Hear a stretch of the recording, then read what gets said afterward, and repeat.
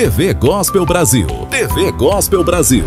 Nós vamos falar de fé, amor e gratidão. Fique conosco. TV Gospel Brasil apresenta Vivendo com Fé. Fique conosco. Vamos falar de amor.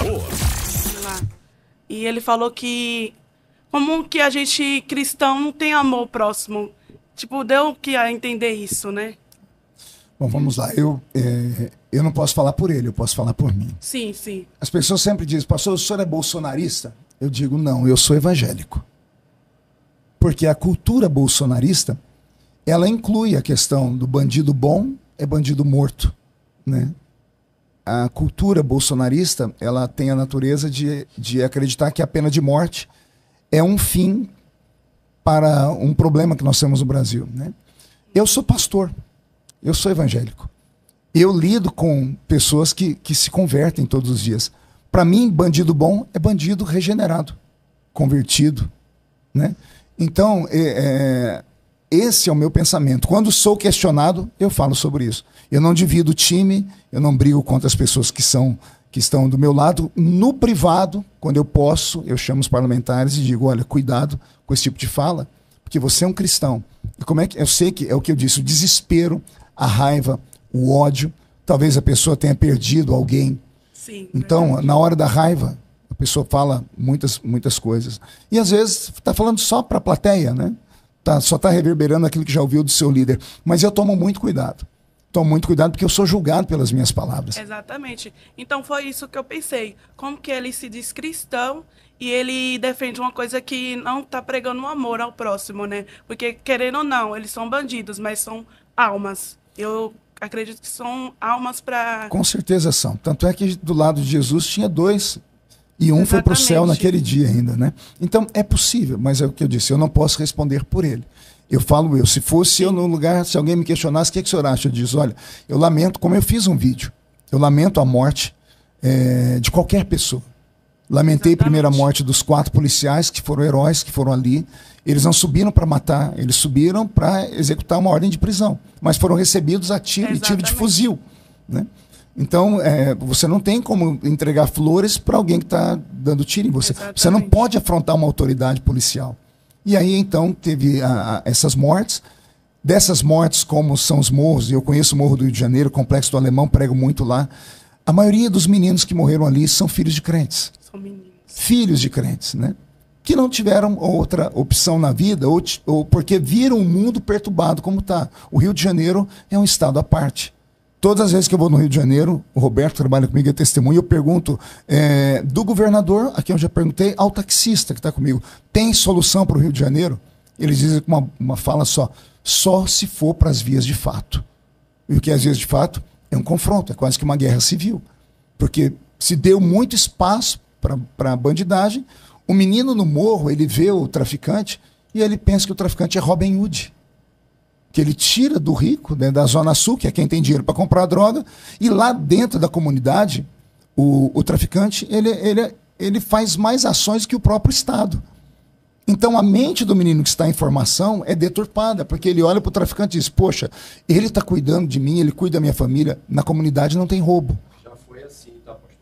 Agora não é mais. Então o senhor vem aqui daqui a pouco para falar conosco. Então, a mentalidade das pessoas é essa. Então, o menino, ele olha o traficante, ele vê a ostentação, ele vê o dinheiro, é o referencial dele. Exatamente. E aí, o problema é de quem? Da sociedade. O problema é do Estado, que não faz o seu papel.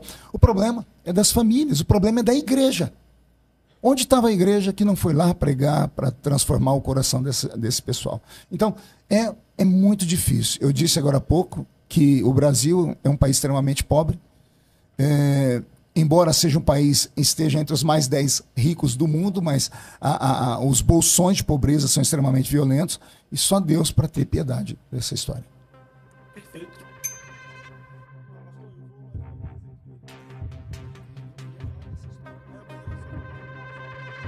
O senhor disse... Pastor Marcos, o senhor acabou de... Não, vai pegar. Pastor Marcos, o senhor acabou de falar que o problema é da igreja, não do Estado. É um dos problemas. A igreja. Eu disse, o problema é do Estado, o problema é da sociedade, o problema é da igreja. Todos têm parte nessa. Mas o problema não é de quem não quis mudar, que escolheu a vida do crime? Como ouvirão se não há quem pregue? Mas a igreja que mais prega é a igreja da favela, da comunidade. Então, o que a igreja da favela anda pregando nos últimos dias? Porque nós temos um evangelho meio facilitado nesses últimos dias, onde não se prega o que é certo, se prega hoje o que está dando certo. Tente procurar na internet pregadores que confrontem o pecado, que falem sobre o inferno. A palavra inferno não é mais falada, ninguém mais tem medo do inferno. Houve uma mudança na teologia da pregação e isso faz... Vou te dar um exemplo prático do Rio de Janeiro. No Rio de Janeiro tem um complexo de Israel. Facção gospel. O líder da facção de Israel é o traficante Peixão. O peixe é o símbolo do cristianismo. Sabe o que ele fala? Eu sempre que tenho amigos lá, o pai, um pastor, pai de um menino, foi o pastor, sabe quando ele se reúne para ir para os confrontos, ele lê o texto da Bíblia de Israel enfrentando os filisteus. Eles oram, põem um grupo de irmãs do círculo de oração para orar, para ungir, para deixar eles invisíveis às balas e eles irem matar o inimigo. Então, tem alguma coisa muito esquisita acontecendo. E disse que antes de tirar a vida, ele faz o indivíduo aceitar Jesus. Essa história eu já não conhecia. Mas eu me lembro que uma vez eu fui pregar no Morro do Dendê, que era ali na Ilha do Governador, e o traficante que mandava no Morro do Dendê, que foi morto pela polícia num confronto com a polícia, ele me chamou para conhecê-lo, ele queria me conhecer. Então eu subi o Morro do Dendê, para chegar até a casa dele, era com mais... Eu não acreditei no que eu estava fazendo. Você passa por trás de casas que só passa uma pessoa assim de lado, aí você vai passando por buracos, é um verdadeiro labirinto. Eu passei por uns 200 homens do tráfico, soldados, com armamento pesado, e cheguei na casa do traficante. A casa dele era um cômodo, dava duas salas dessa aqui, gigantes. Ele tinha de todo equipamento que você possa imaginar. Coisas de satélite ele tinha dentro. A televisão de última geração, ele coberto de ouro. Aí eu falei, boa tarde. Ele disse, boa tarde não, senhor, a paz do senhor. Eu falei, então a paz do senhor. A gente não pode negar a paz para ninguém. Ele falou, vem aqui. Ele me levou do lado da cama dele, tinha 2 marcas no chão, de joelhos orando. Eu passei 3 horas orando para receber o senhor aqui. Aí ele me contou que naquela semana ele havia ungido o Morro do Dendê inteiro. Ele comprou acho que 14 ou 15 ovelhas, sacrificou as ovelhas, cortou com sangue e esparramou sangue no Morro do Dendê inteiro. Então veja só, ele estava sendo ensinado por alguma igreja, mas que tipo de igreja estava ensinando a ele? Será que não falaram para ele que tem alguma coisa muito errada? Que primeiro, não precisa mais de sacrifício de sangue nenhum. Segundo, ele tem que mudar a vida dele, a conversão, tem que abandonar a vida do crime. Então, tá tudo esquisito. Mas o senhor não vê que a problemática do falso evangelho é mais pregado nas grandes capitais do que nas comunidades? Mas chegam lá. Nas comunidades o povo é mais religioso do que nas grandes capitais, pastor. Antes disso aqui, sim. Depois desse aparelhinho aqui, acabou. A informação chega muito rápido, as pessoas têm acesso. E hoje, como eu disse, nós temos uma igreja antes da pandemia e pós-pandemia. A igreja pós-pandemia é uma igreja extremamente ligada à tecnologia. Hoje, o lixo de internet, gospel, ele está à disposição e ele vende muito mais rápido do que a pregação verdadeira do confronto, da mudança, da conversão genuína. Então, infelizmente, eu citei o caso do Rio de Janeiro, mas se você for agora lá no Ceará, o Ceará está pior. Os traficantes estão indo nas comunidades onde tem a Minha Casa Minha Vida e tirando as pessoas de dentro da casa. Mas esse caso específico do Rio de Janeiro é um exemplo de que a segurança pública no Brasil pode ser resolvido em comparação com El Salvador. Primeiro houve um trabalho levando educação, oportunidade, cultura para as pessoas e depois houve a limpeza, né? Eu vou usar essa expressão aqui, que até me comprometo agora com essa expressão. Ficou pesado, né? Uma limpeza. Foi eu que falei, não foi o deputado, né? Não, faxina não. Isso aqui é a menina que tá falando também. Mas mostra que tem como resolver a segurança pública. O problema é que as pessoas estão politizando. Por que o governador só tomou essa ação agora, que está próximo de 2026? Foi algo que ele estava se preocupando com a segurança pública do Rio de Janeiro ou algo por uma pretensão política? Pessoal, veja como as narrativas vendidas pela extrema imprensa, elas acabam colando na gente. O governador Cláudio Castro, eu conheço, é do meu partido, ele tentou inúmeras vezes subir os morros, mas existe uma DPF, acho que é a 635, se não me falo a memória, posso estar errado aqui, porque eu não tenho tudo na cabeça, cujo relator foi o ministro Fachin, que foi indicado pelo presidente Lula, que proibiu a ação da polícia nas comunidades. A polícia foi proibida de subir. Que mensagem você passou para o crime? Olha, se a polícia não sobe, vamos reinar. Nesse período que ficou sem a polícia poder subir o morro, eles se armaram. Foram presos 98 fuzis. Isso é armamento de guerra. Eles tinham drone jogando bomba na polícia. Um armamento extremamente pesado. Como é que o tráfico conseguiu isso? A ausência do poder público. E o poder público não pode fazer o quê? Porque a segurança do Estado é do governador. Mas o governador está amarrado por uma DPF que está na mão do Supremo Tribunal Federal. Lembra que eu disse agora há pouco aqui como é que a esquerda faz? Ela não consegue via lei, então ela judicializa e cria uma jurisprudência lá em cima. Alguém questionou o ministro dizendo, olha só, o apelo dele é lindo, é humanitário. A favela é tudo muito condensado. A polícia vai subir lá e vai matar a pessoa que não tem culpa. É claro que isso pode acontecer. Toda guerra acontece de ter baixas de civis. É lamentável, mas isso acontece. É uma guerra. Agora vem em nome disso e proíbe a polícia de subir. Ao proibir a polícia de subir, o tráfico se agigantou. E virou, nessa prisão agora, prenderam quantos traficantes de outros estados? Por que os traficantes de outros estados foram morar lá? Porque a polícia não subia. Entendeu? Então, é muito difícil. A violência, ela vem através da miséria. A miséria vem através da pobreza. Como se resolve isso? Eliminando a pobreza. Como se elimina a pobreza? O Estado tem que fazer o seu papel. O homem público tem que fazer o seu papel. Só existe uma maneira de eliminar a pobreza. O maior projeto social não se chama Bolsa Família, se chama emprego. Daí o conservadorismo, como eu e meu partido prega, o liberalismo econômico, o capitalismo, onde você estimula as pessoas a criarem o seu próprio negócio, porque aí você tira a pessoa da pobreza. Então, se você não tirar a pessoa da pobreza, a pobreza vai atrair a miséria vai levar à violência. Perfeito, pastor. A FTB, com mais de 100 mil alunos, é uma das maiores e mais sólidas instituições de ensino teológico do Brasil. E na última semana do mês de novembro de 2025, acontece a Black Friday FTB. E nessa edição da Black Friday você pode, inclusive, ganhar um iPhone 17 Pro. Deixa eu explicar como funciona. Em primeiro lugar, a FTB tem os principais cursos no melhor material didático já oferecido num curso de teologia no Brasil. O primeiro nível é o nível fundamental, o barro ainda está informe. No segundo nível, o nível intermediário, você já percebe que é um vaso sendo moldado. E o terceiro nível, o vaso já está pronto. Quando você tem os três níveis, nível 1, nível 2 e nível 3, você tem o vaso pronto aqui para ser usado. Porque a FTB tem um slogan, e o slogan da FTB é moldando vocacionados. Se você é vocacionado para trabalhar dentro do reino de Deus de forma estratégica, então você precisa de capacitação.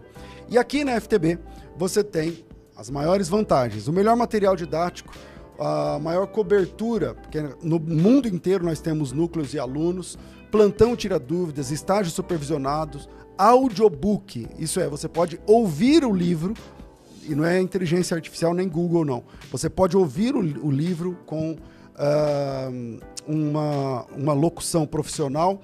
Enquanto você está na academia, enquanto você está no carro, você aumenta o volume do rádio e vai ouvindo o seu material didático. Além disso, todos os meses tem mentoria teológica comigo ao vivo pelo Meet. Além disso, você tem tutoria. O processo de onboarding é humanizado e através do nosso pós-matrícula. Você tem a entrega feita aí na sua casa, em qualquer lugar do mundo.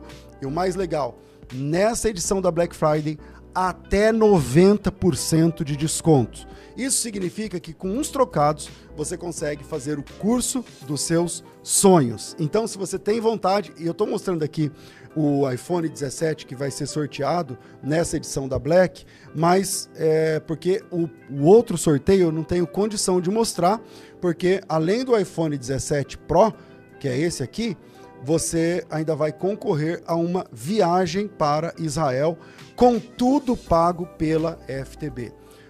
Como funciona? Não tem link de compras aqui. para participar da Black Friday. Se você está assistindo esse vídeo depois do mês de novembro, já não serve para você. É até a última semana de novembro. Eu deixei um link aqui na descrição do vídeo. É só clicar, e também está no chat para quem está no ao vivo. É só clicar e entrar no grupo. Lá no grupo do WhatsApp eu explico como funciona para você concorrer a esses prêmios, comprar o curso com até 90% de descontos. Se você busca conhecimento, venha para a Faculdade Teológica Bethesda. O nosso slogan é Moldando Vocacionados. Te vejo lá no grupo. Meu chefe, vamos lá.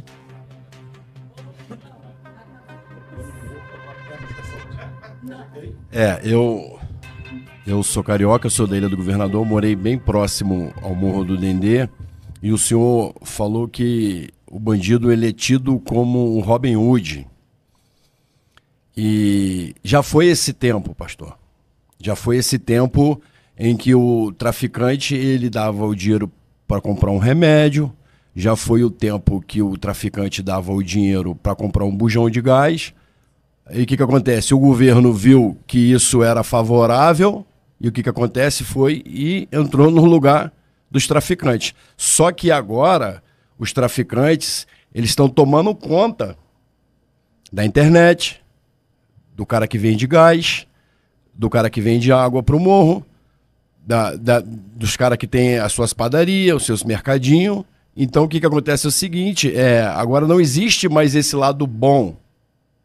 Eles estão oprimindo e infelizmente houve esse confronto, só que foi feita uma escolha. E como que a gente fica agora para pregar o evangelho? O senhor falou que o evangelho está sendo pregado, mas não está sendo pregado conforme tem que ser pregado.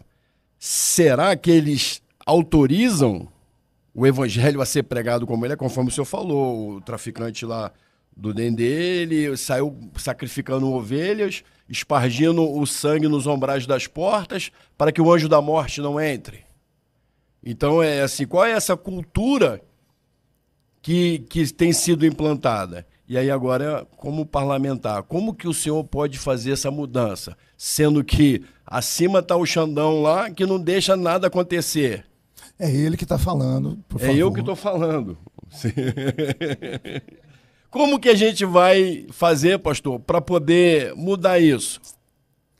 É difícil. Como parlamentar, o que é que eu posso fazer? Eu não tenho uma varinha mágica, né? A gente pensa em políticas públicas para tentar amenizar a questão da pobreza. Mas, num país socialista, onde o governo federal é socialista, ele não parece, seria leviano se eu afirmasse, mas aparentemente parece que eles não têm interesse de acabar com a pobreza. Eu sou a favor de, ao invés de dar o peixe para a pessoa que está com fome, dar na mão dela a vara, mostrar onde pescar, mostrar onde tem a isca, porque dá até a isca também. Exato, buscar tudo isso. Então, não é fácil, a situação não é fácil, mas é possível. Só que chegou no extremo, né? Como chegou no extremo, só o confronto. Nova York passou por isso na década de 80, e foi um prefeito italiano que colocou tolerância zero. As gangues mandavam em Nova York. E quando veio o sistema de tolerância zero, foram para o confronto, houve mortes, centenas, milhares de mortes, e Nova York, de repente, voltou para o eixo. Então, o que não pode é o Estado deixar crescer como aconteceu. Né? Deixa eu ver, eu citou uma coisa que é interessante. No ano passado, o crime organizado, segundo fontes de informação, faturou 160 bilhões de reais. O crime organizado.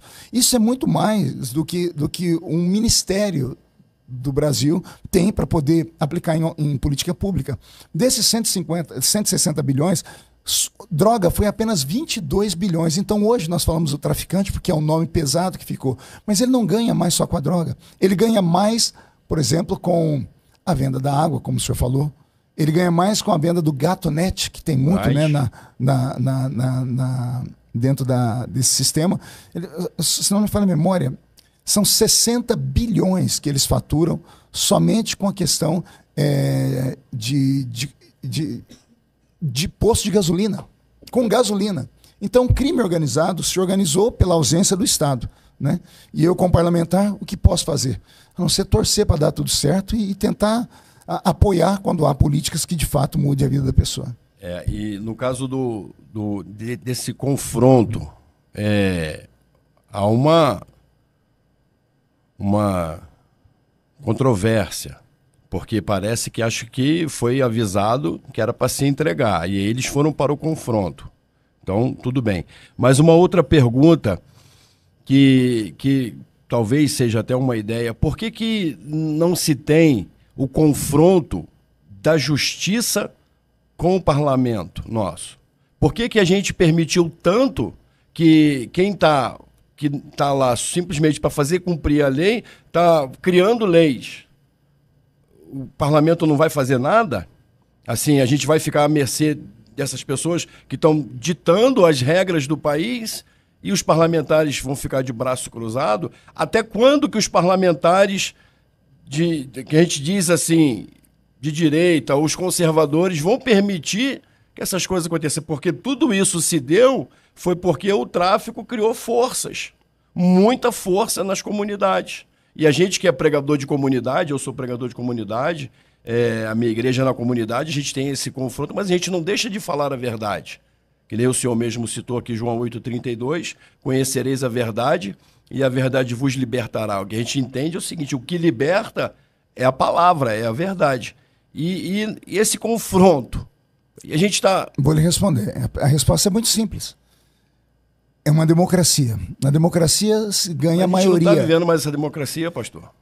A democracia se vence com a maioria dos votos. Nós, conservadores, somos minoria dentro da casa.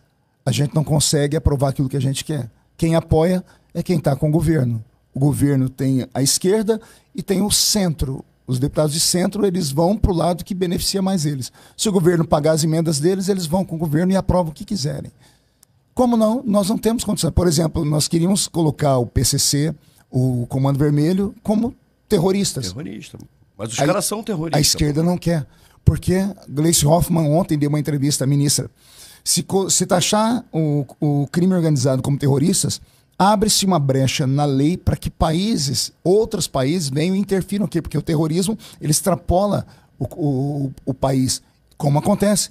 O Comando Vermelho já manda no Uruguai, já manda no Paraguai, está criando raiz na Argentina. As Farc estão aqui na América do Sul. Então, eles são terroristas, mas a esquerda não quer que a gente coloque o nome deles de terroristas para não ter interferência internacional aqui. Então, enquanto nós não tivermos maioria na Câmara, a gente não consegue aprovar nada. Com Bolsonaro, no antigo governo, nós fizemos grandes mudanças.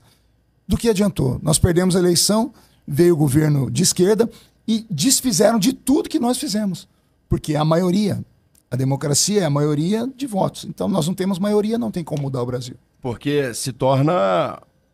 O trabalho da igreja está enxugando o gelo, porque a igreja, a gente tem visto os nossos jovens, a gente que é pastor, a gente tem visto os nossos jovens da igreja saindo das igrejas para ir fazer parte do crime organizado. Antigamente era ao contrário. Então agora eu vou falar como pastor, não como parlamentar.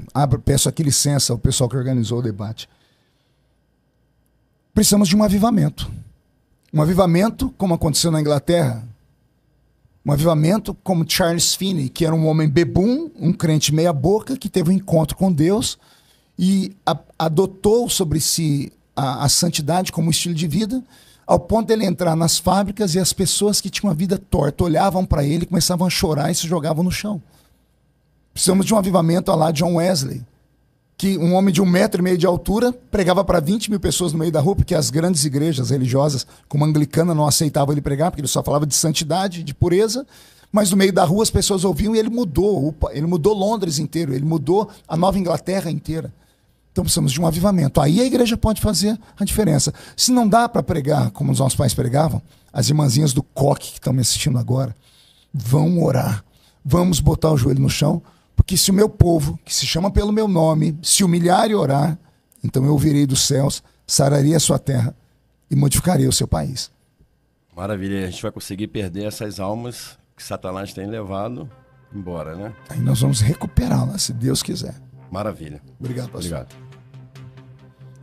Mais um chegando aqui. Seu nome?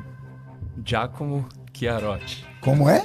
Giacomo. Giacomo. Meu Mais Deus. conhecido como Pastor Jal. Sou pastor ali em Itapevi, na Comunhão Rara. Giacomo é italiano, né? Isso. Giacomo. Pastor, a minha minha pergunta é referente a como que o senhor age como parlamentar cristão, pastor, né?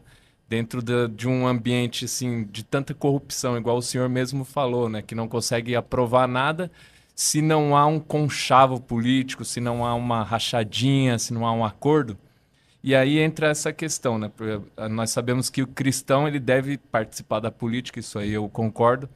Porém, eu acho que fica meio estranho para o pastor ele assumir essa posição, porque, assim como o senhor mesmo citou aqui, acontece muita coisa lá dentro.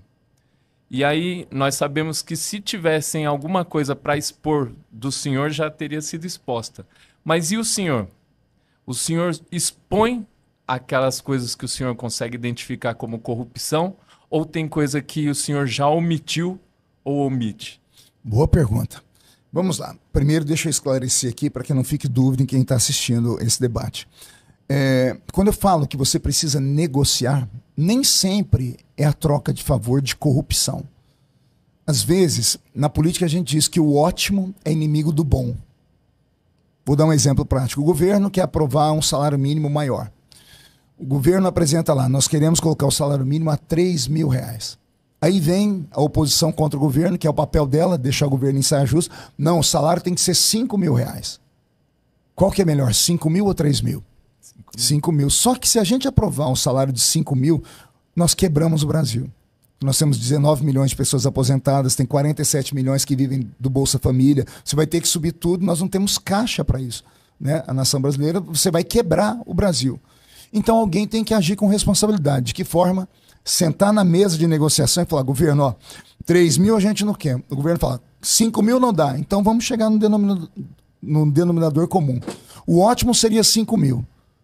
3.000 já está bom porque está aumentando, mas não dá, então vamos lá, 3.100, 3.200. Aí você negocia. É esse tipo de negociação. É claro que tem negociação que envolve, sim, venda, porque tem político que não tem valor, tem político que tem preço. Eu tenho valores que são inegociáveis, mas isso eu falo de mim. Né? Então, a política é a arte da negociação. Houve um pensador alemão chamado Clausewitz. Ele disse assim, a política é a continuação das guerras antigas por outros meios.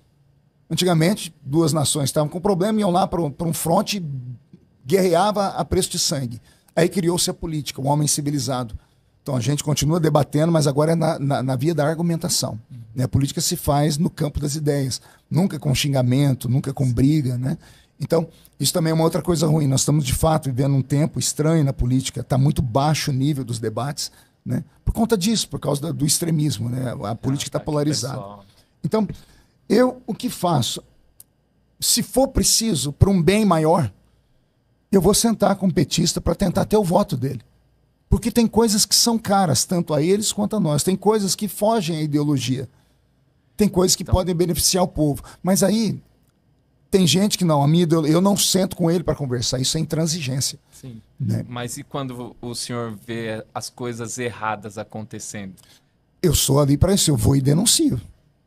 Eu denuncio, tanto é que nós temos as CPIs. Nós conseguimos denunciar quando são CPIs, quando são algumas coisas práticas. O discurso na Câmara, ele é muito difícil, às vezes, porque nós temos 513. Nós não temos hora suficiente para todo mundo poder falar naquele microfone, entendeu? Por isso, hoje nós temos as mídias sociais e a gente faz uso delas, denuncia através das mídias sociais. E quando tem algum problema grave, a gente aprova uma CPI, como está tendo agora a CPMI do INSS, agora vai ter a CPI da segurança. É nesses lugares que os parlamentares, que são os fiscais do Executivo, fazem as denúncias. E aí o senhor citou algo agora também sobre a bancada evangélica ou conservadora ser uma minoria ali. Então, basicamente, aquela questão que o senhor falou, vamos ficar como um zagueiro, né? Aquilo que não der para passar, a gente... Então, não é ficar meio inerte a situação? Lembra que eu disse agora há pouco a frustração na vida pública? Por que isso? Mas esse é o preço da nossa liberdade. Se você perguntar aos pensadores democráticos, você vai falar qual é o maior bem que uma pessoa tem? É a liberdade. Senão a gente não podia estar tendo esse debate aqui. O Brasil está estranho, porque nem tudo mais é liberdade. Estamos vivendo uma ditadura velada. Mas o princípio da democracia é a liberdade. Liberdade tem preço? Alguém vai dizer que não. Mas eu lembro da frase do Bolsonaro dizendo que o preço da liberdade é a eterna vigilância, né? Alguém escreveu isso, o Bolsonaro replicou. Só que eu achei um outro preço da liberdade. Qual é o preço da liberdade? Pergunte para mim, qual é o preço da liberdade? Qual o preço da liberdade? O parlamento. Para se manter a liberdade, nós temos que manter o parlamento. Por mais que tenha regalias, por mais que gaste com dinheiro, o custo da liberdade chama-se parlamento, porque o parlamento dá o extrato da sociedade. Sem parlamento é ditadura. Seja ela de direita ou de esquerda. E na ditadura você não tem liberdade. Tem muita gente também no parlamento? É uma superlotação ali de pessoas? Não, porque ele é o extrato da sociedade e ele é feito com base em cálculos de número de pessoas. Para nós foi feito de um jeito, em outros lugares é de outro, né? Nós temos no Brasil, sim, um problema sério. Por exemplo, São Paulo, nós temos 70 deputados. Aí você vai em outros estados que tem 8, mas o estado do Amapá, por exemplo, que tem pouquinhos deputados, tem 600 mil habitantes. São Paulo tem 40 milhões. Então, se for proporcionalmente, o estado de São Paulo é o que mais é prejudicado na questão democrática, na questão de votos, na questão de podermos fazer a nossa participação lá. Valeu. Vamos lá de novo, aqui com o nosso grande líder, Fábio. Vamos lá. Você, como um pastor, um homem de Deus, a gente vê que você é bastante culto, tem bastante experiência na área, e também como pastor tem bastante maturidade. Porém, você é um pastor, você é um homem de Deus, e a palavra de Deus, ela nos diz, pelas palavras do apóstolo Paulo a Timóteo, aquele que deseja o episcopado, excelente obra deseja, importante pois que o ministro, parará, parará. E o texto, ele fala que a função do pastor é a pregação da palavra, é a oração. Então, a gente entende também que no Antigo Testamento houve homens de Deus que estiveram no executivo e também no legislativo. Nós entendemos isso. Como Davi, como José, como governador. E isso é extremamente relevante. Porém, o papel do pastor no Novo Testamento não é um papel de estar na política, ao meu entender. O chamado pastoral é um chamado para estar à parte. É chamado para trabalhar com a igreja, abençoar a vida dos seus. Então, baseado nisso, né, biblicamente falando, você tem base e respaldo para falar que Deus te chamou como pastor para estar no legislativo? Seria uma pergunta. Romanos 13 diz que toda autoridade é constituída por Deus. Sim. Eu fui eleito uma autoridade, portanto, a bênção de Deus recaiu sobre mim. Qual é a função de um pastor? Proteger suas ovelhas.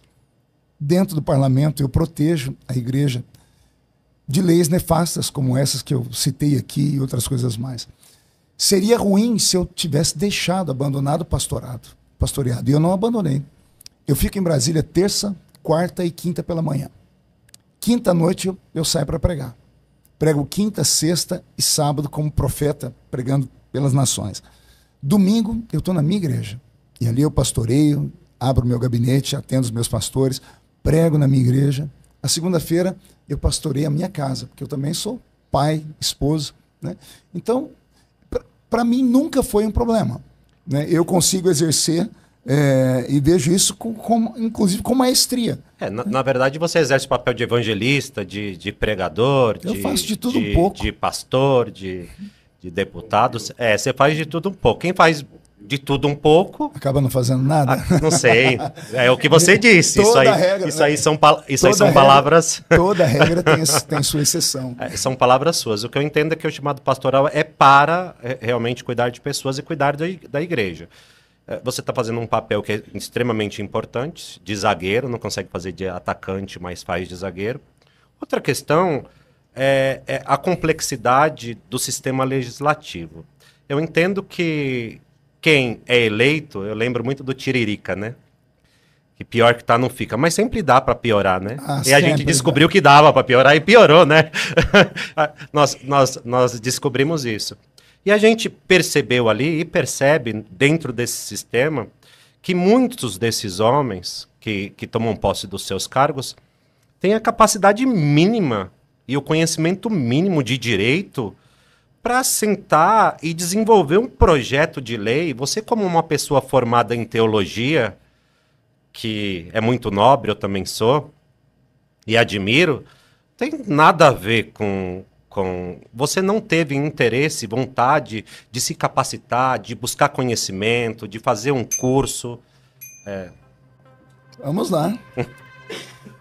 Vamos para a Bíblia. Na verdade, vai ter que trocar isso aí. Por quê? Tá bom, eu saio. Não, mas eu não posso responder? Não, Eu quero, mas é claro que eu quero. Vamos para a Bíblia.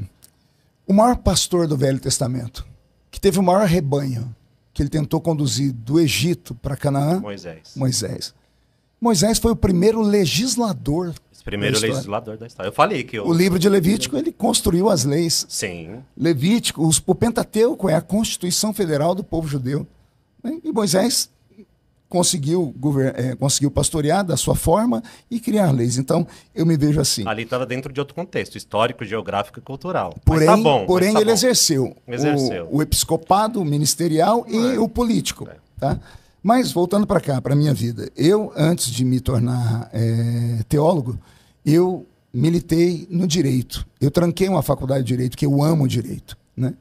Eu não sou um advogado formado, mas eu debato com advogados, com juízes, por conta da minha função como parlamentar. Né? Eu li, quando eu me tornei político, eu li pelo menos uns 200 livros sobre política.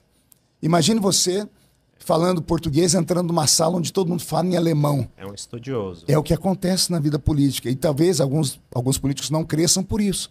Chegam lá dentro, é tudo muito difícil, a linguagem é muito difícil, você não conhece nada daquilo, então você opta pela parte mais fácil. Então você é capaz de dizer que grande parte do legislativo é ignorante. 90%, eu diria. Se você perguntar o que é votado naquele plenário... Legal. Se você perguntar para um deputado o que é votado no plenário grande... não se muda esse Deixa eu só formatar aqui o pensamento. Tudo que é votado no plenário Ulisses Guimarães, que é o plenário maior da casa, se você perguntar para os deputados, 90% não sabe o que está sendo votado. Porque tudo foi resolvido no colégio de líderes. Nós temos 30 líderes, cerca de 30 partidos. São eles que definem a pauta e são eles que vão falar pelo partido, eles vão numa reunião com a gente, na reunião da bancada, vai ser votado isso, como pensa o deputado, como não pensa, então ele sai dali com uma vertente. A maioria não sabe o que está sendo votado. Essa é a grande realidade. Mas, volto aqui atrás, é o preço da liberdade, é o parlamento brasileiro, porque sem ele nós teríamos uma ditadura. O parlamentar que entra lá dentro e quer fazer alguma coisa, tem que estudar. Tudo na vida é estudo. Então eu fui estudar, não sou o melhor de todos, mas eu estudo, eu sei, eu não tenho problema de cognição, eu consigo ler um texto e entender. Eu não sou analfabeto funcional. A grande maioria, infelizmente, é. Mudar esse sistema seria privar o povo da democracia plena. Porque a democracia é isso, é a pessoa que quer ser representante do povo, o povo votou no analfabeto, o povo quis votar nele. Como é que você pode ir contra o povo? Aí você seria contra a democracia. E concurso público é antidemocrático? Com todos aqueles requisitos? Mas para você aí é uma outra história. Eleger um cargo... Eu também penso exatamente como você. Para mim teria que ser feita uma triagem. Teria que ser feita uma triagem. Talvez no futuro aconteça isso. Talvez quando a gente chegar ao nível de sermos parlamentaristas e não um regime como o nosso, que é o presidencialismo de coalizão. É um presidencialismo de coalizão. Mas o sistema é parlamentarismo. Então, em parte, não. O presidente ele tem a caneta na mão e a caneta dele tem muita tinta porque ele tem o executivo, né? Ele lida com o dinheiro. Né? Então, nós somos uma democracia muito nova, está amadurecendo ainda. Um dia a gente chega lá. Mas suas provocações foram boas. E isso aqui é bom para quem está assistindo a gente. Na hora de votar numa pessoa, agora nós temos um fenômeno novo. A política está desconfigurada. As pessoas votam em blogueiros. Lembra na fala do Lula, dia desses, dizendo que esse parlamento é o parlamento que tem o nível mais baixo da história. Eu não discordei do Lula. Porque, infelizmente, sendo ele o que é, e eu tenho 1 milhão de diferenças contra ele, até 1.000.001, o que ele falou não está de todo errado. Por que nós temos muitas brigas? Porque o povo mandou para o parlamento mais blogueiros do que pessoas que estudaram política. Porque hoje você tem intenção boa, você é um empresário, você vai representar a sua classe, você se candidata, para você ter voto, tem um Deus nos acuda, porque voto é muito complicado. Aí vem um blogueiro que Mas explodiu. por que o povo mandou? Porque não tem critério.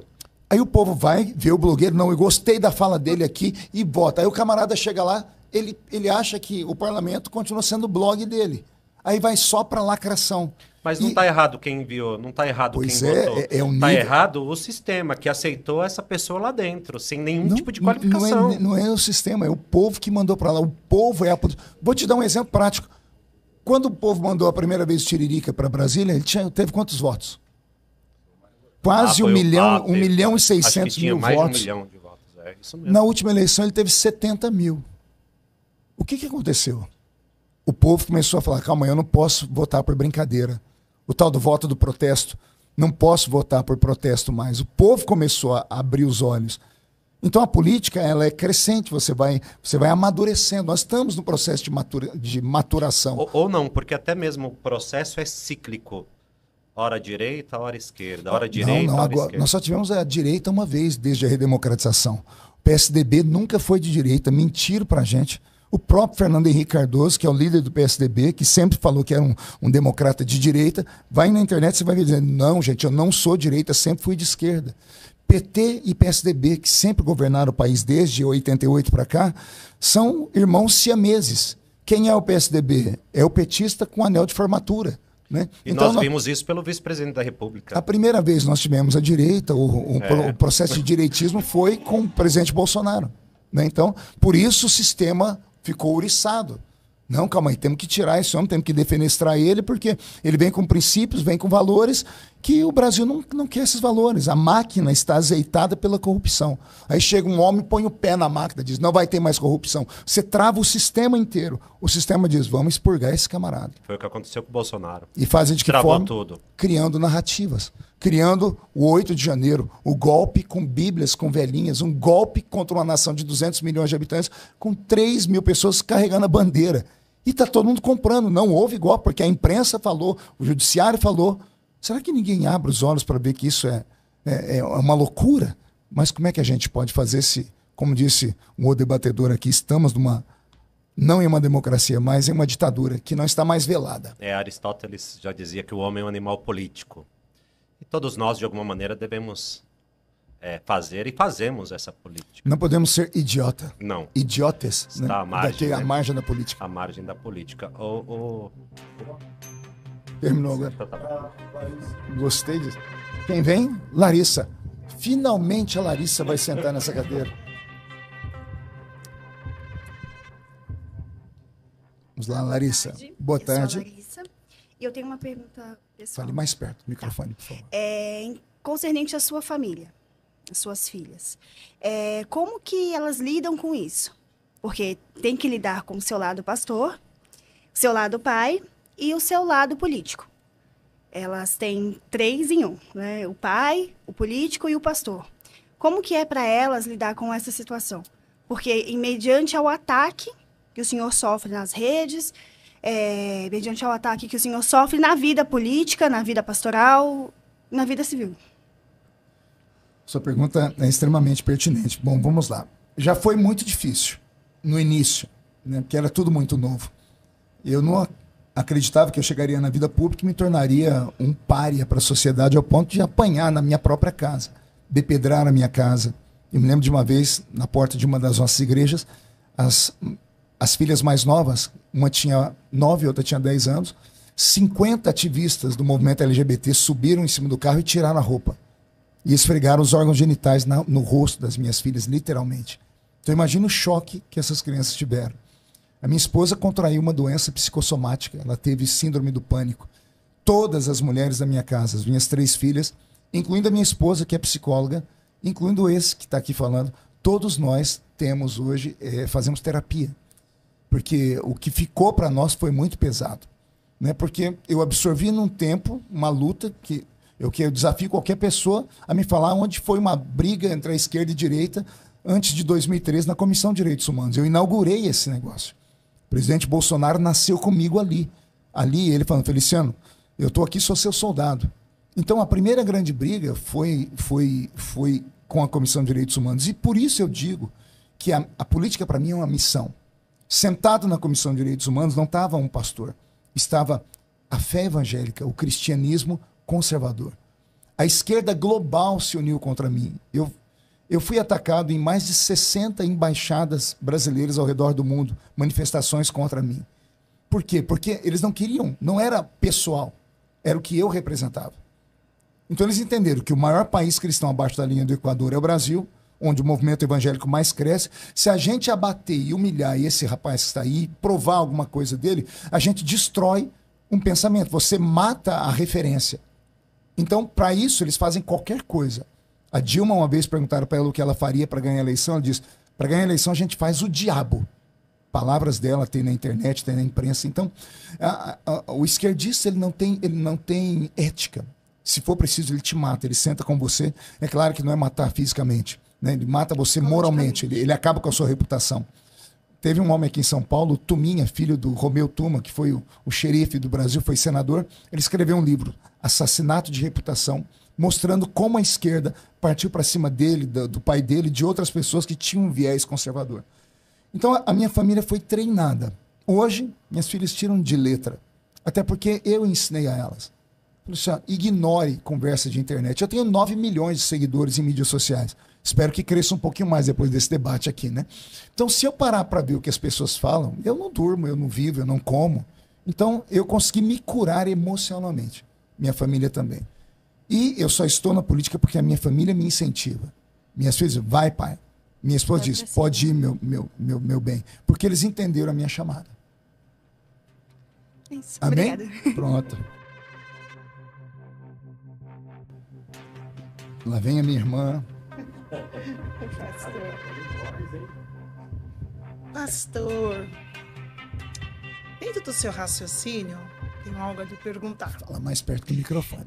Dentro do raciocínio, pastor, que foi passado aqui, tenho algo a lhe perguntar. Não seria de uma forma rasa aqui para a sociedade, nós que somos leigos, né? E infelizmente somos sim, de uma forma ou outra, influenciados pela mídia digital. Embora as informações são éticas, rápidas, se você tiver acesso às coisas corretas, chegam até nós as informações exatas. Mas nessa visão rasa da sociedade, sabe como eles têm um pastor na política? Como se fosse um meio do sistema religioso de viver uma vida em conforto, viver uma vida de status, viver uma vida que traz uma influência maior no meio político, mas, na realidade, para o meio cristão, é algo assim, vamos dizer, meio complexo. Por quê? Porque um pastor, nas comunidades, no submundo, hoje, ele tem um acesso mais direto a almas, vidas, né? Para poder estar ali evangelizando. Não que o pastor não tenha, acredito que o pastor, nesse requisito, admiro essa liderança, mas eu estou falando do sistema religioso que tem dentro da política. E a gente vê. Como que o senhor lida com isso, pastor? Bom, eu sou um ponto fora da curva, mesmo na política, com a igreja.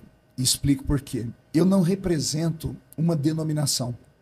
Embora eu seja assembleiano, tenho orgulho de ser assembleiano, mesmo sendo assembleiano, sou um dos poucos pregadores assembleianos que pregam em quase todos os movimentos, mas eu não tenho uma instituição que me mandou para a política. Talvez por isso eu apareça tanto. Talvez por isso eu tenha liberdade de ir para os confrontos, para os embates. Todas as grandes religiões, todas as grandes igrejas evangélicas têm o seu deputado lá em Brasília, têm o seu senador. Por que às vezes eles não aparecem? Eles não aparecem porque eles estão ali para cumprir um papel. O papel, eles foram enviados pela instituição, e a instituição também tem interesses, como, por exemplo, rádio, televisão. A igreja tem muitos terrenos, tem muitas igrejas e, às vezes, tem problemas com fisco. Então, precisam ter ali representantes para que esses representantes falem por eles. a politicagem talvez seja feita por isso. Mas, se alguém se aprofundar no quesito da política, nós vamos ver que as grandes mudanças na vida política se deram por causa de pastores que ousaram tocar na política. Qual foi o maior ativista dos direitos humanos que o mundo já conheceu? Martin Luther King. Pastor batista. Então ele, como pastor, se envolveu na política, mesmo não tendo ocupado um cargo político, porque não deu tempo, assassinaram ele, possivelmente ele seria um candidato ao Senado, e vendo isso, sem a caneta na mão, ele fez o estrago que fez, foram e mataram ele. Né?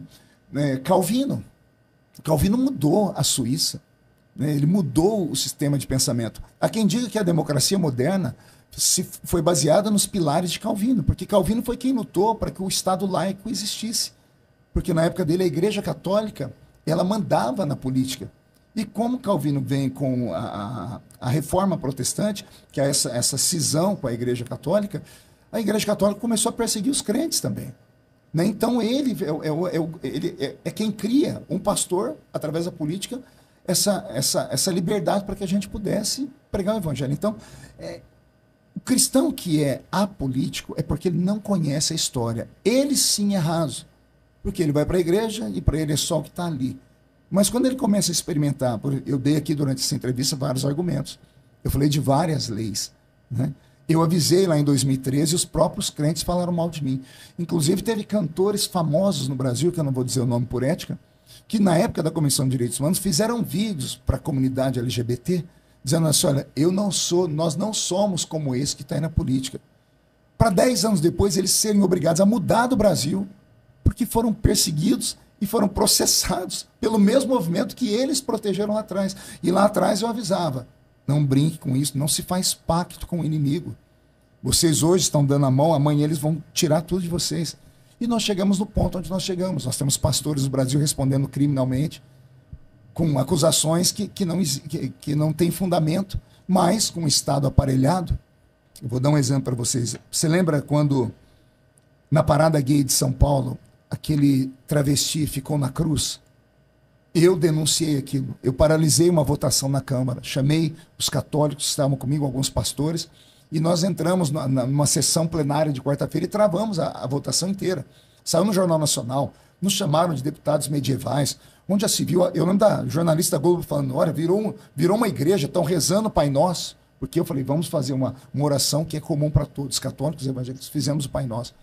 Pois bem, conseguimos mostrar o que todo mundo não estava vendo, que a nossa fé estava sendo vilipendiada no meio da rua.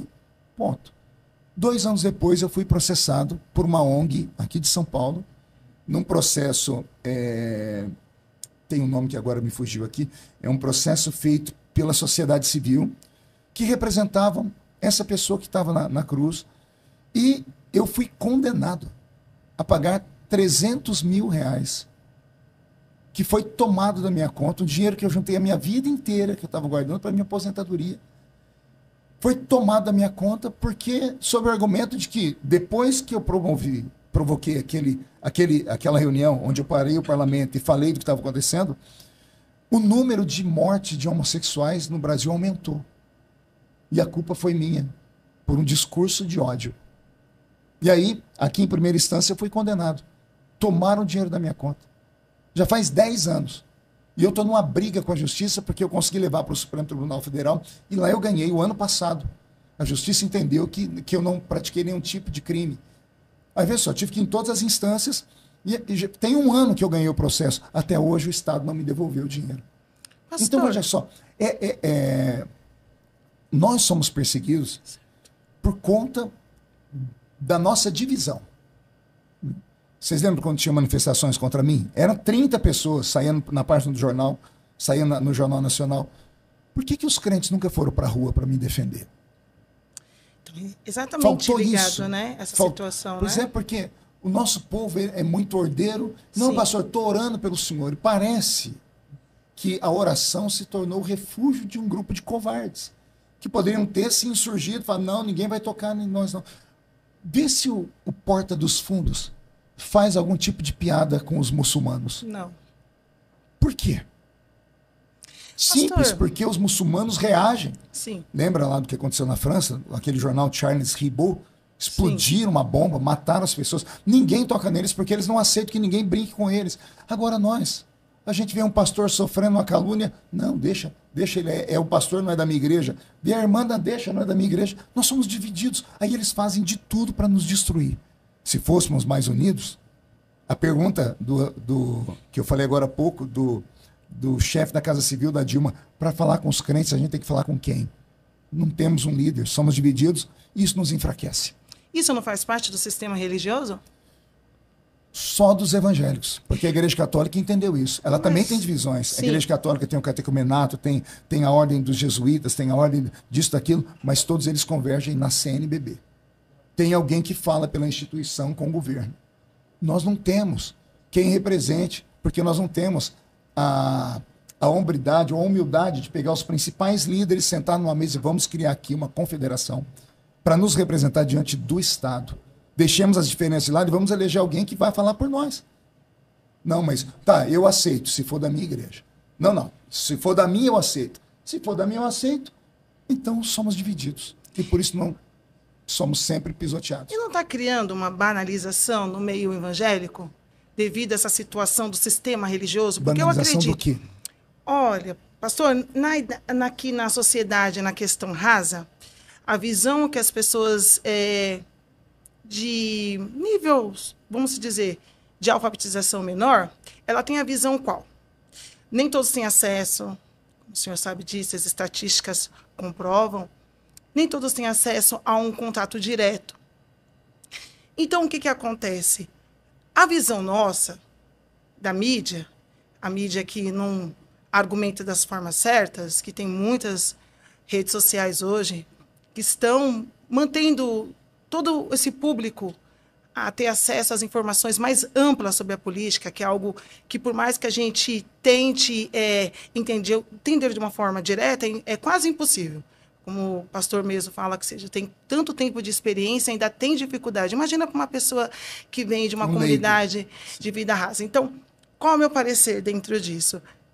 Não é criado uma banalização, um escândalo assim, no meio evangélico? Porque muitos pastores, não digo o seu caso, pastor, o senhor é uma pessoa muito de ética, uma pessoa que a gente tem o que admirar, mas eu digo assim, num lado amplo da política, na visão que a gente vê, tem muita banalização, porque há muito excesso de escândalos no meio evangélico com pastores. Hoje tem pastores líderes que, de algum momento, como cidadão, acredito que é uma forma ética, você pode ter o direito de ir para diversas condições parlamentares. Porém, como líder cristão, como a igreja evangélica levantou muita bandeira do bolsonarismo, e hoje nós estamos vivendo num quadro diferente, com líder religioso admirado no nosso Brasil e até fora do país. Olha o que está acontecendo hoje. Na visão rasa, criou-se um escândalo devido a essa empatia que houve, porque eu não vejo que ali está desabonando a imagem, mas uma visão da comunidade, pastor, é uma banalização, só traz escândalo, pastores, na política. Eu não acredito nisso, permita-me discordar de você. Um líder religioso tem o seu papel na sociedade, né? Vamos ser sinceros, se alguém me chamar para fazer uma oração, eu devo ou não devo orar pela pessoa? Sim. Seja ela quem for. Seja um comunista, seja um socialista, seja um bandido, um traficante. Então nós temos que saber separar a questão política da politicagem, né? Um líder religioso de alta patente, se ele escolher um lado de fato, ele vai ter que arcar com as consequências daquilo, né?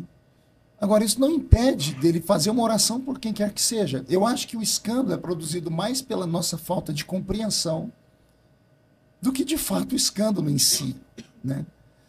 Então, nós estamos vivendo um momento de polarização. O problema está na polarização, né? Nós temos dois grandes líderes políticos no Brasil, a gente não pode negar isso. Um se chama Lula e o outro se chama Bolsonaro.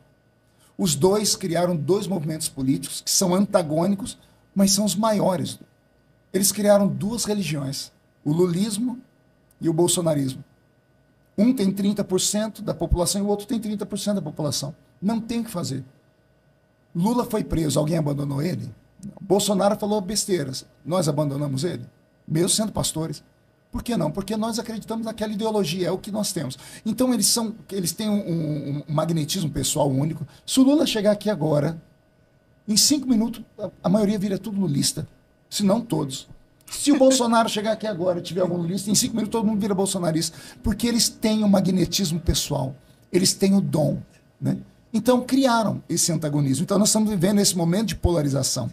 E isso é muito ruim. Porque isso nos limita. Faz... Eu que sou conservador não posso nem tomar um café com o outro que é de esquerda. Nem faz o de esquerda não poder tomar um café comigo que sou conservador, porque as pessoas já vão falar, não, aqui virou a folha, mudou a página. Então, o momento que nós estamos vendo é muito complicado. Mas eu penso que o escândalo que vem porque o nosso povo não tem a visão da política. Por exemplo, se eu estiver aqui relatando um projeto e eu preciso do voto da esquerda, como é que eu faço? Pastor, mas fica um jogo político? Mas é a política. A política é a arte da conversação, da negociação.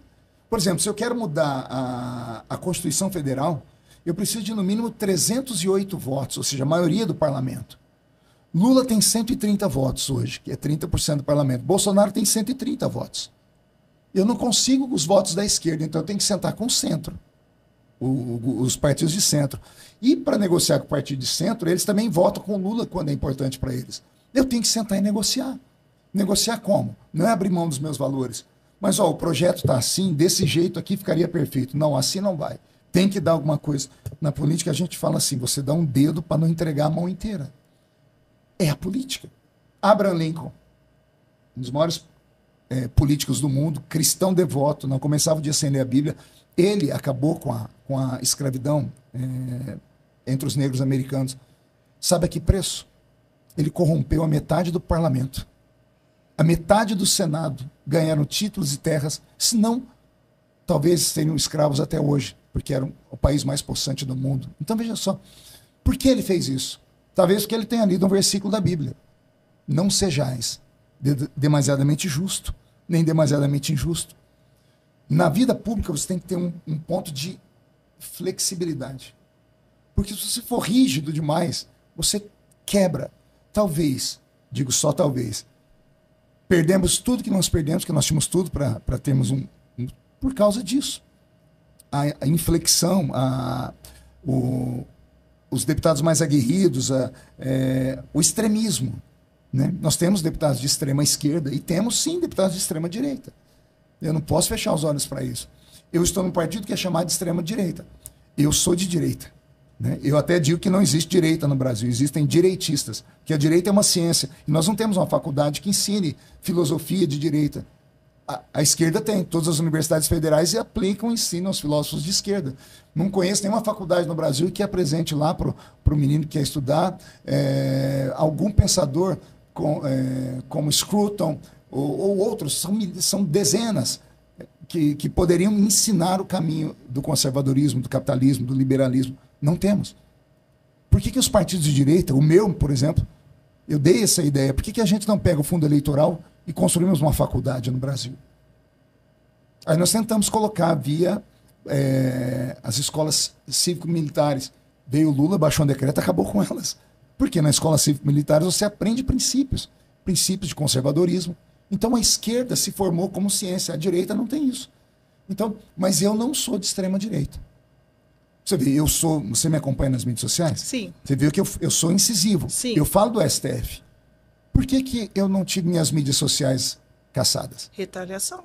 Por isso que Então, eu pode fiz uma ser, pergunta. né, pastor? Por que as minhas mídias não saíram? Por que eu não estou em nenhum inquérito das fake news e todos os outros deputados da direita estão? Eu sou de direita, mas por que eu não estou ali? Porque eu não sou radical. Quando eu vou brigar, eu brigo em alto nível. Eu falo coisas que são piores do que palavrão, mas eu falo no nível que o juiz lá está entendendo, que o STF entende. Então, quando eu digo assim, Vossas Excelências agem como biltres, todo mundo, quem está lendo, que não tem conhecimento, fica assim, cri, cri, cri. Mas se você pegar o que é biltres, vai ver, é canalha, é gente que não vale nada. Mas eu usei uma linguagem alto nível e eu não atingi eu falei do sistema, eu falei da instituição. Então existem várias maneiras de se dizer uma verdade. O radical, ele escolhe o atalho, porque é o que dá o clique. Vai para a briga, é a lacração. Só que isso não tem efeito positivo. Você não consegue mudar uma lei, você não consegue mudar o coração de uma pessoa, você não consegue convencer a pessoa no intelecto. Então nós estamos num nível extremamente difícil por conta disso. Mas a política, ela é benéfica. Nós não podemos desistir da política. Precisamos mandar pessoas boas, porque senão os maus vão ocupar. E eu, particularmente, prefiro votar num irmão meu fraco do que votar num feiticeiro forte, estando ele na vida pública. Mas isso pode ser uma abertura também, né, pastor? Para os mal intencionados. Mas eu estou dizendo que é para acabar com isso, exatamente acabar com isso. Pastor Roberto quer fazer parte da vida. Obrigada, pastor. Pois bem. Roberto Marinho? Calma aí. O Roberto Marinho vai fazer. Você tem certeza? Absoluto. Você vai perder o seu emprego. Não, vou não. Pois não, Bom, Roberto. o assunto hoje aqui é justamente esse. Pastor Marco Feliciano é um pastor e é um político, legislador, no qual eu tenho muito orgulho, né? Inclusive de acompanhá-lo, de estar do seu lado aí há 16 anos nessa luta. Um ano antes do senhor ser deputado, já estava ali. E hoje, vendo de pertinho todos esses embates. E o tema hoje aqui são pessoas reunidas que não concordam com pastores na política. E por Eu isso acho que não concordava. E eu ia falar isso agora. Eu ia falar isso agora. Desculpa. Pai, minha voz estava boazinha, foi eu sentar aqui. Vai lá, continua. Toca no ungido de Deus. Tá vendo? Eu ia até fazer essa pergunta, né? Será se dos que estão aqui ainda, alguém ainda continua com o mesmo pensamento depois de ouvir tudo que o pastor falou? Mas o meu... eu sentei aqui para falar o seguinte. Tudo que o senhor falou, concordo em números, gêneros e grau. E tá tudo certo. Vou levantar apenas uma polêmica. O senhor não acha que agora o senhor não poderíamos subir num nível maior como cristãos e como evangélicos no Brasil? Você não acha que agora os evangélicos no Brasil não precisam, assim, de verdade, de alguém para não ser apenas um legislador, não ser apenas um político, não estar apenas num cargo, mas também para, de uma certa forma, liderar um povo pungente que nós estamos aí no Brasil, de 30% a 40%, ou quem sabe até mais, para nós, de uma vez por todas, sairmos de dependências de outros e sermos o nosso grupo, a nossa voz, os evangélicos, né, liderado, porque se realmente esse número do IBGE for correto, em porcentagem de 30% a 40%, praticamente os evangélicos no Brasil, eu não estou nem dizendo os cristãos em geral, vamos levar só para o nosso grupo, nosso nicho, que o senhor é um pastor evangélico. Então o senhor não acha que já é tempo, já de repente até passou desse tempo, de agora isso ser uma realidade, ao invés de esperar para que outros comecem, de repente o senhor, como esse líder que o senhor é, de repente a figura política, o senhor viu aqui, todos nós foram testemunhas aqui de exemplo que o senhor está dando aí nesses 4 mandatos, são 16 anos ali dentro, então não seria a hora de alguém se levantar e falar assim, ó, povo evangélico do Brasil, vamos erguer, vamos de fato fazer algo e subir para um patamar maior, como por exemplo, levar esse povo a nós temos ali na Presidência da República, né, um evangélico de verdade, com testemunho, com exemplo, e aí não apenas no legislativo, agora também nos executivos da vida e por que não lá em cima. Pastor, o senhor sabe do meu pensamento. E eu venho aqui a público dizer para todo mundo que ele sabe do meu pensamento. A única coisa que eu não concordo com o senhor é isso.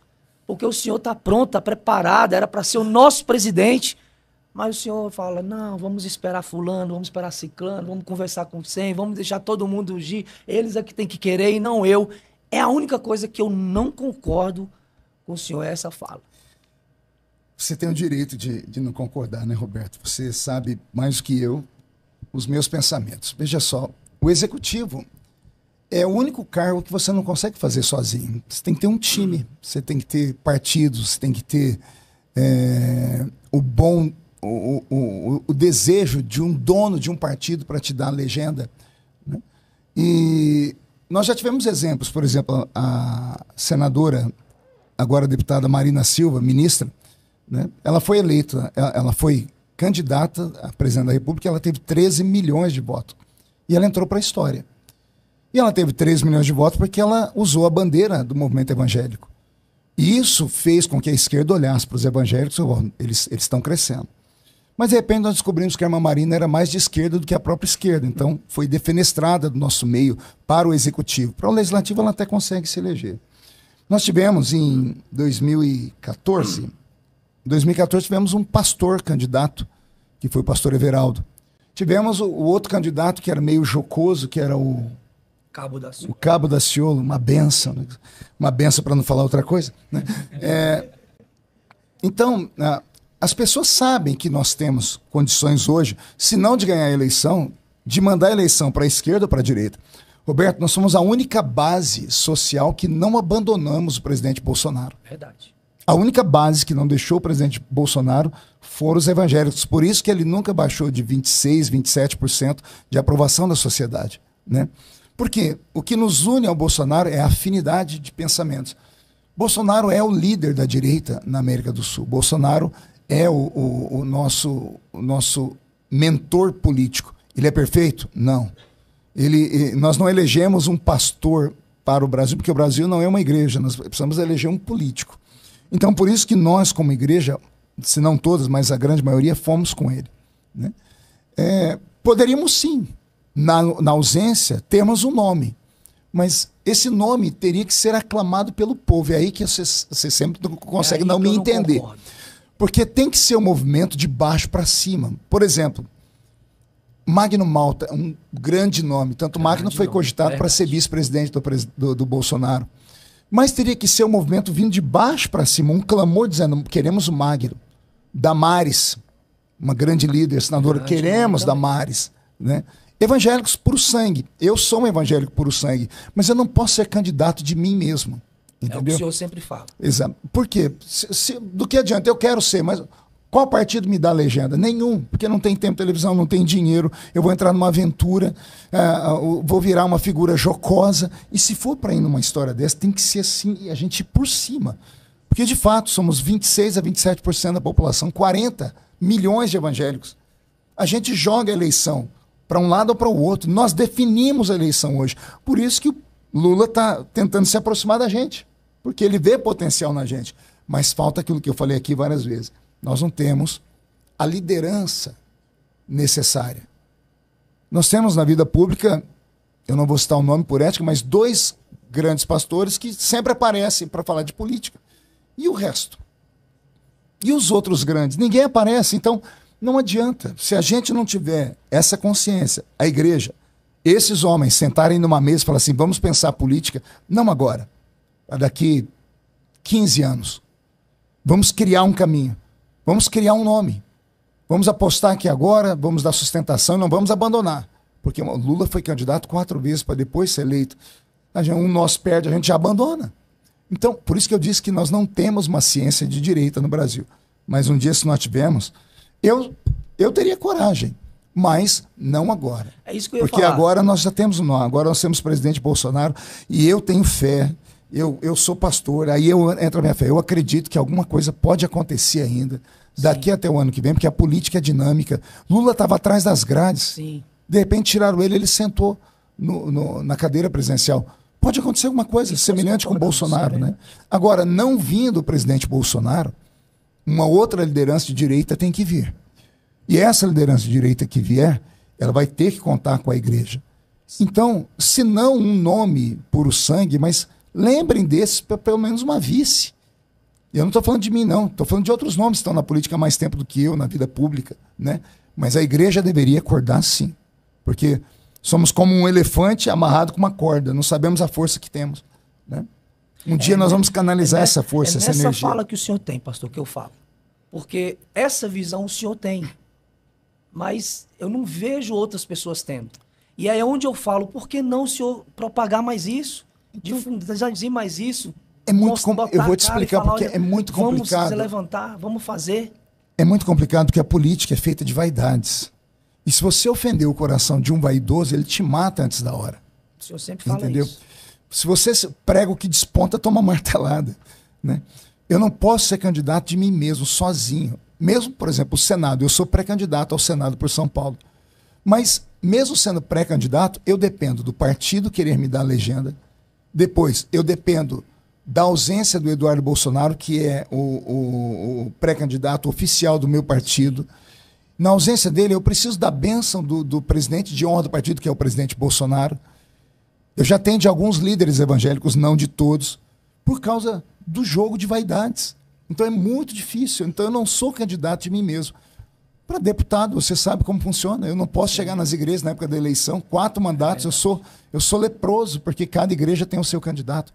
Então, podemos. Quem sabe esse debate não abra a mente do povo e a gente comece a pensar. Mas o movimento tem que começar lá de baixo. Como assim? As pessoas irem para a internet. Por que nós não temos, no estado mais conservador do Brasil, um senador evangélico? São Paulo. São Paulo. Começa por aí. Vamos começar a questionar. Por que nós não temos? Porque o cargo do Senado é negociado pelos partidos. Calma aí, se é negociado pelos partidos, por que o partido põe alguém que a gente não quer?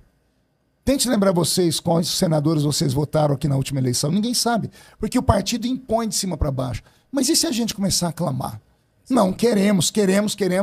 Quem tem juízo vai falar, calma aí, eles acordaram. Então, se a gente quer o voto deles, a gente precisa dar para eles alguma coisa. Aí as coisas podem começar a melhorar. Tá bom, obrigado pela sua provocação.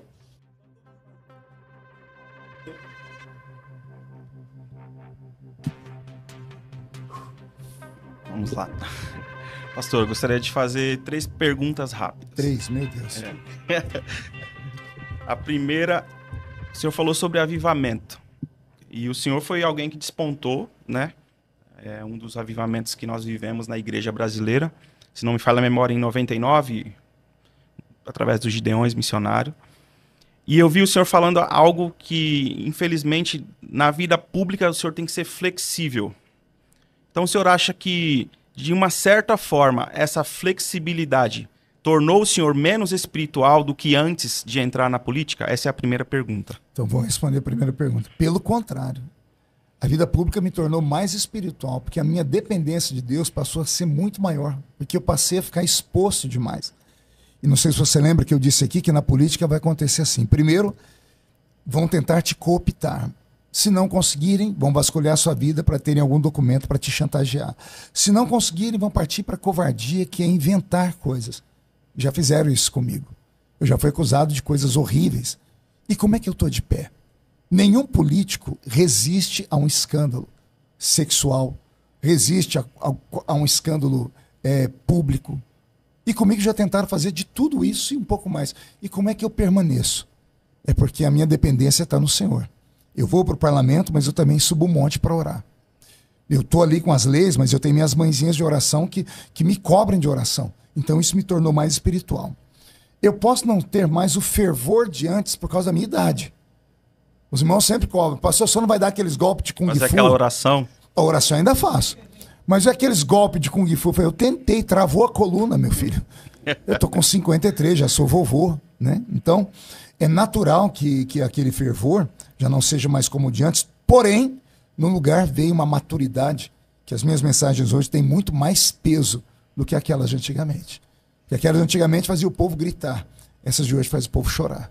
Legal. Sobre a pauta LGBTQIA+, o senhor foi alguém que foi processado, né, lá atrás também, por ser alguém homofóbico.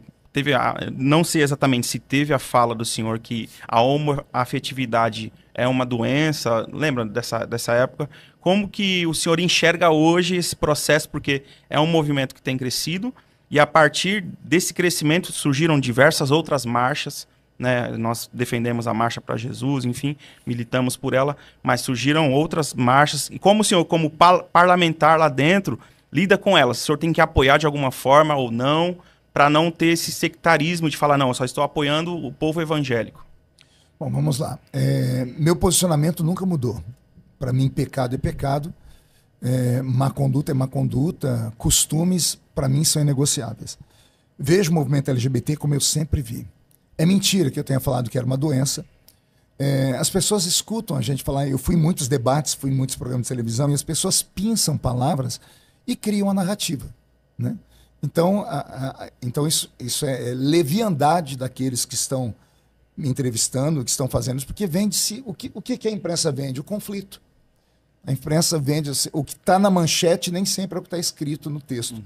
Então, fui acusado de homofóbico, misógino, racista e tudo mais. E na justiça eu provei que nada disso existiu, tanto é que eu consegui reverter todos os processos, então eu provei que isso não acontece.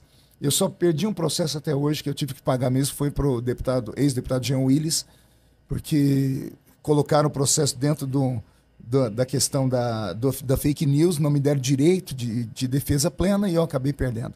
Mas todos que eu fui acusado de racismo, de misoginia ou de homofóbico, eu venci todos eles, porque eu provei que não existiu isso. A homossexualidade é doença? Não, não é. Nunca foi. Embora já em um tempo passado estivesse catalogado no CID, que é um documento que fala de todas as doenças internacionais. Já foi catalogado como doença. Para mim, a homossexualidade ela é um fenômeno de comportamento.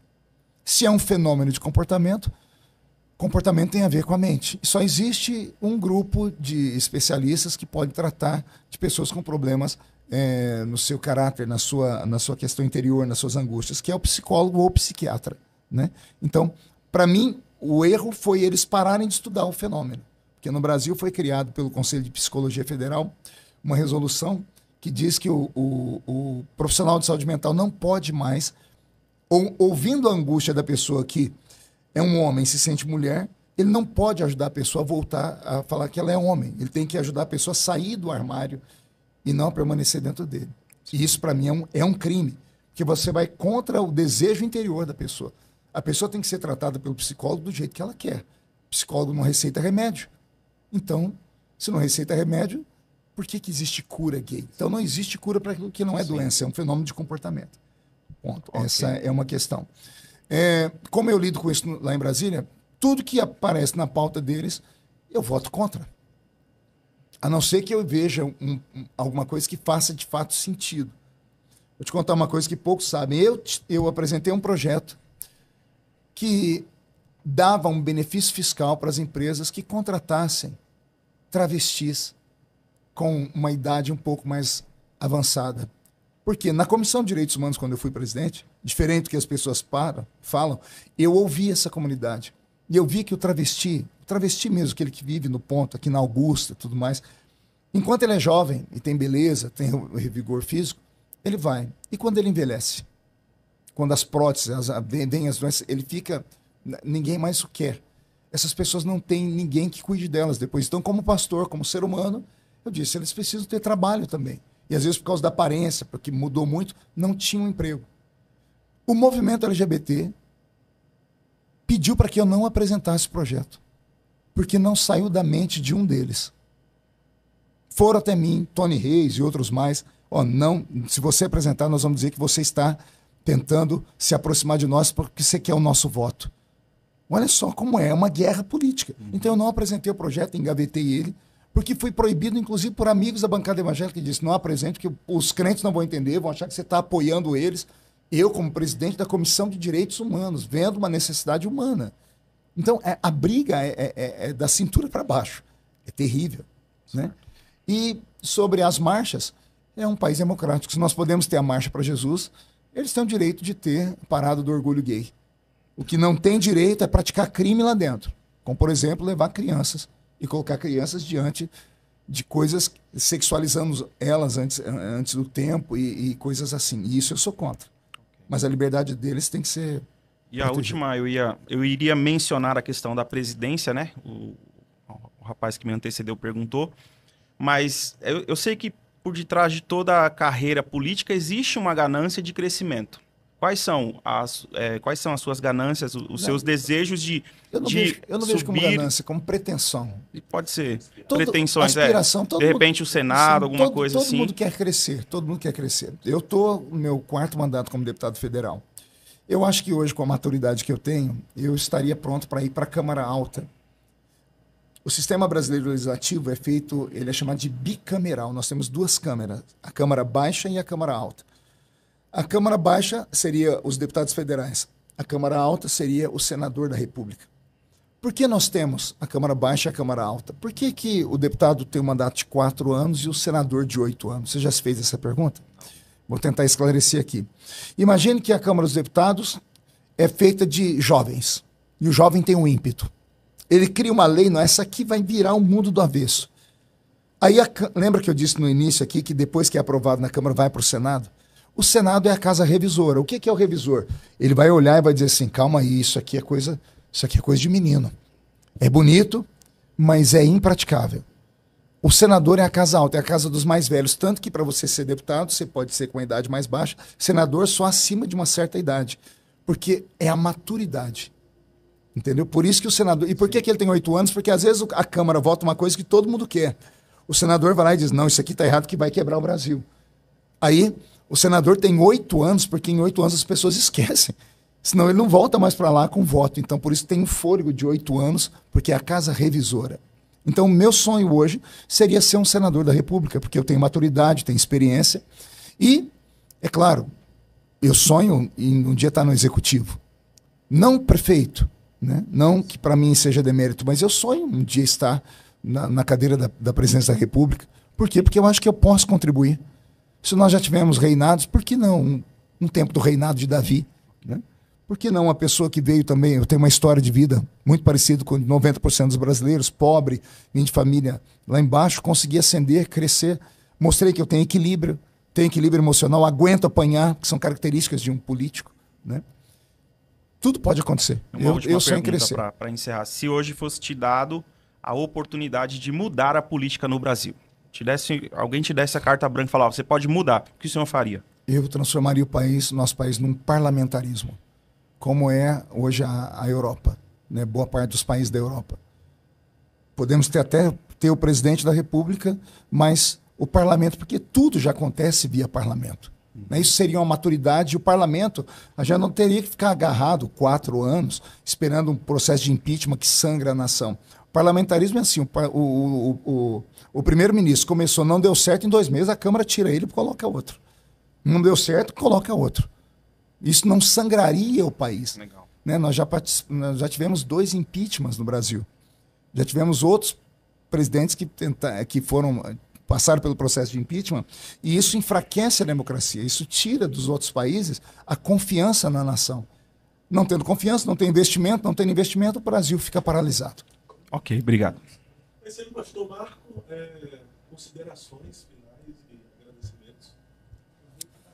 Pois bem, eu quero agradecer aqui ao César Cavalcante e ao podcast Eu Acredito, na pessoa do Fábio, por essa oportunidade. Isso aqui foi, acho que não muito um debate, mas um esclarecimento, principalmente para o nosso povo cristão, os evangélicos, mas os católicos podem assistir, os anglicanos, e entender qual é a função de um parlamentar que tenha fé acima, ou melhor, deixa eu escolher as palavras certas. Não é apenas a questão de ser ou não ser pastor, mas sim de ter um caráter cristão dentro da vida pública. E eu vou terminar aqui como eu comecei, dizendo que o problema não está na política, mas está no caráter de quem nós enviamos para a política. E é possível continuar cheio do Espírito Santo, ter princípio, ter ética estando na política? É. É fácil? Não é. Exige vigilância, exige renúncia, mas é possível. Eu acredito no Brasil. Sempre me lembro do Bolsonaro mostrando Israel e o Brasil. O que Israel tem e nós não temos, o que nós temos Israel não tem. Né? Uma nação que tem menos de 100 anos de idade, no meio do deserto, e é uma das nações mais poderosas do mundo em riqueza, em sabedoria, eles vendem inteligência. E nós, com esse continente na mão, com a riqueza que nós temos na mão, sendo sempre subserviente, chamado de país de mundo atrasado, então está na hora do Brasil mudar. E através do cristianismo isso pode acontecer. Não o cristianismo religioso, mas a filosofia cristã, que foi o que João Calvino aplicou na Suíça e deu certo, tanto que a Suíça é até hoje um dos países mais requisitados do mundo em questão liberal, e lá eles atingiram o nível que todo país gostaria de ter. Imagine que na Suíça fecharam os presídios, porque não tem preso para mandar. Você consegue imaginar viver num mundo assim? Onde você vai lá e fecha a delegacia, fecha o presídio porque não tem crime no país. Onde as pessoas têm estudo. Tudo isso por influência do movimento protestante, via reforma com João Calvino, que aplicou os princípios do cristianismo, ou seja, a filosofia cristã. No demais, Deus abençoe o Brasil. Agradeço a todos vocês que vieram para o Bom Debate. Me coloco à disposição uma hora para vir aqui para um debate mesmo, daqueles assim, de arrancar faísca do chão. E contem sempre comigo. Deus abençoe a todos. A FTB, com mais de 100 mil alunos, é uma das maiores e mais sólidas instituições de ensino teológico do Brasil. E na última semana do mês de novembro de 2025, acontece a Black Friday FTB. E nessa edição da Black Friday você pode, inclusive, ganhar um iPhone 17 Pro. Deixa eu explicar como funciona. Em primeiro lugar, a FTB tem os principais cursos no melhor material didático já oferecido num curso de teologia no Brasil. O primeiro nível é o nível fundamental, o barro ainda está informe. No segundo nível, o nível intermediário, você já percebe que é um vaso sendo moldado. E o terceiro nível, o vaso já está pronto. Quando você tem os 3 níveis, nível 1, nível 2 e nível 3, você tem o vaso pronto aqui para ser usado. Porque a FTB tem um slogan, e o slogan da FTB é Moldando Vocacionados. Se você é vocacionado para trabalhar dentro do reino de Deus de forma estratégica, então você precisa de capacitação. E aqui na FTB você tem as maiores vantagens, o melhor material didático, a maior cobertura, porque no mundo inteiro nós temos núcleos e alunos, plantão tira dúvidas, estágios supervisionados, audiobook, isso é, você pode ouvir o livro, e não é inteligência artificial nem Google não, você pode ouvir o livro com uma locução profissional. Enquanto você está na academia, enquanto você está no carro, você aumenta o volume do rádio e vai ouvindo o seu material didático. Além disso, todos os meses tem mentoria teológica comigo ao vivo pelo Meeting. Além disso, você tem tutoria. O processo de onboarding é humanizado e através do nosso pós-matrícula. Você tem a entrega feita aí na sua casa, em qualquer lugar do mundo. E o mais legal, nessa edição da Black Friday, até 90% de desconto. Isso significa que com uns trocados, você consegue fazer o curso dos seus sonhos. Então, se você tem vontade, e eu estou mostrando aqui o iPhone 17 que vai ser sorteado nessa edição da Black, mas porque o outro sorteio eu não tenho condição de mostrar, porque além do iPhone 17 Pro, que é esse aqui, você ainda vai concorrer a uma viagem para Israel, com tudo pago pela FTB. Como funciona? Não tem link de compras aqui. Para participar da Black Friday, se você está assistindo esse vídeo depois do mês de novembro, já não serve para você, é até a última semana de novembro. Eu deixei um link aqui na descrição do vídeo, é só clicar, e também está no chat para quem está no ao vivo, é só clicar e entrar no grupo. Lá no grupo do WhatsApp eu explico como funciona para você concorrer a esses prêmios, comprar o curso com até 90% de descontos. Se você busca conhecimento, venha para a Faculdade Teológica Bethesda. O nosso slogan é Moldando Vocacionados. Te vejo lá no grupo. TV Gospel Brasil, sintonia com a verdade e amor de Deus. Facebook, Instagram e YouTube. Acesse.